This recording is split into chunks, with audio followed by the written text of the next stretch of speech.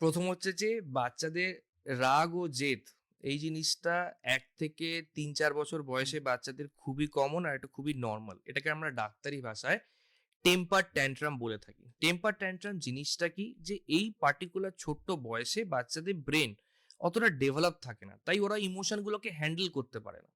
এই temper tantrum বা রাগ জেদের অনেকগুলো কারণ আছে। কিছু ফিজিক্যাল কারণ আছে। যেমন ধরুন বাচ্চার ঘুম ঠিকঠাক হয়নি, বাচ্চা হচ্ছে খাওয়া-দাওয়া খিদে পাচ্ছে হয়তো, কোনো রোগ জ্বালার জন্য কষ্ট পাচ্ছে। তো ওরা কিন্তু রাগ জেদ দেখাবে। অনেক সময় দেখবেন যে ঘ্যান করছে, মাথা ঠুকছে, পা দাবাচ্ছে, মাটিতে শুয়ে পড়ে লাফালাফি করছে। তো এই জিনিসটা হচ্ছে টেম্পার ট্যান্ট্রাম। এটা এই বয়সে একদম অ্যাবসোলিউটলি কিন্তু নরমাল। এবার কমানোর উপায় আসি। ১ম এ কমানোর উপর আগে বলব যে কি করবেন না। প্রথমত হচ্ছে যে বকাঝকা মারধর করবেন না। তাতে রাগ জেদ ওই মোমেন্টে কিন্তু বেড়ে যাবে। ৪ টে উপায় আছে। ১ম হচ্ছে ছোট বাচ্চাদেরকে ফার্স্ট হচ্ছে ডাইভার্ট করুন। বলুন যে, আ "আচ্ছা তোমার খেলাটা কি আছে দেখি তো একটুখানি।" বা অনেক সময় অপশন দিই, "তুমি লাল বলটা নেবে না নীল বলটা নেবে?" না ওরকমভাবে। তো তাতে কি হয় বাচ্চারা অনেক সময় ডাইভার্টেড হয়ে যায় স্পেশালি ছোট বাচ্চাদের। ২ নম্বর হচ্ছে যে অনেক সময় যারা attention seeking behavior করে, মানে দেখবেন যে মাথা ঠুকছে যে আপনি ওর পাশে যাবেন। তো কিছু সময় ইগনোর করা ভালো। ইগনোর করলেও দেখবেন যে বাচ্চারা হচ্ছে কিন্তু অনেক সময় আ এই টেম্পার ট্যান্ট্রাম এই জিনিসটা কিন্তু ঠিক হতে পারে।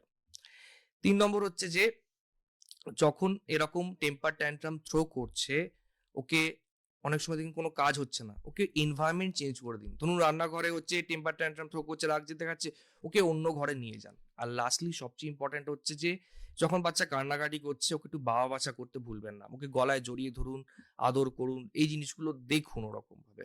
আর সবসময় যে জেদ করলে ওই পার্টিকুলার জিনিসটা যে দিয়ে দিতে হবে এটাও কিন্তু ঠিক নয় ওরকমভাবে। কারণ তাহলে ও বুঝে যাবে যে আমি জেদ করলেই এটা সবসময় পাবো। হুম। ঠিক আছে? তাকে আস্তে বা কিছু অন্য জিনিস ডাইভার্ট করে ঘুরিয়ে ফিরিয়ে হয়তো দিন। আমি বললাম, "দেবো আমি তোমাকে এই জিনিসটা। বাট এখন তো ওটা নেই। আমরা ৪ দিন পরে দেবো" ওরকমভাবে। ঠিক আছে? আজকে চলো একটুখানি স্নান-টান করে নাও। তারপর আমরা একটুখানি বাইরে খেলতে যাবো। তো এইভাবে একটুখানি জেদ রাগকে কন্ট্রোল করা যায়। এবার এই জেদ রাগ অনেক সময় এই ট্যান্ট্রাম বড় বাচ্চাদেরও হয়। মানে ৬ বছর, ৭ বছর, হুম, ৮ বছরের হুম, বাচ্চাদেরও থাকে। তাদেরকেও তাদের মতন ভাবে কিন্তু একটুখানি বুঝিয়ে বাঝিয়ে আপনাকে কিন্তু ম্যানেজ করতে হবে। আর সবসময় জেদ করছে মানে এটা দিয়ে দেওয়াই কিন্তু উচিত নয় বাচ্চাদেরকে। আপনি দেবেন, ওকে ডিলে করে দেবেন। এই যে বলে না অনেক মহিলাদের হচ্ছে শপিং ডিসঅর্ডার থাকে।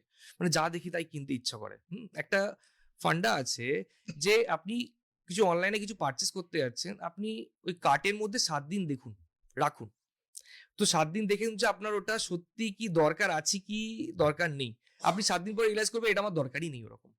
তেমন বাচ্চাকেও যখন রাগ যে দেখাচ্ছে, ওকে একটু ডিলে করে দিন। যে ঠিক আছে তোমার এই পেনটা চাই বা তোমার এই খেলনাটা চাই আমরা দেবো। আমরা কালকে বাবা আসুক, বাবা অফিস থেকে আসবে, কালকে রাত্রে ঘুরতে যখন যাবো তখন আমরা তোমাকে কিনে দেবো। এখন তো দিতে পারছি না, এখন তো আমার কাছে পয়সা নেই ওরকমভাবে। কিছু একটা করে অজুহাত দিয়ে দিন ওরকমভাবে। দেখবেন যে ঠিক বাচ্চারা কিন্তু ওই পরের দিনকে ভুলেই যাবে যে ওটা দরকার ছিল ওর।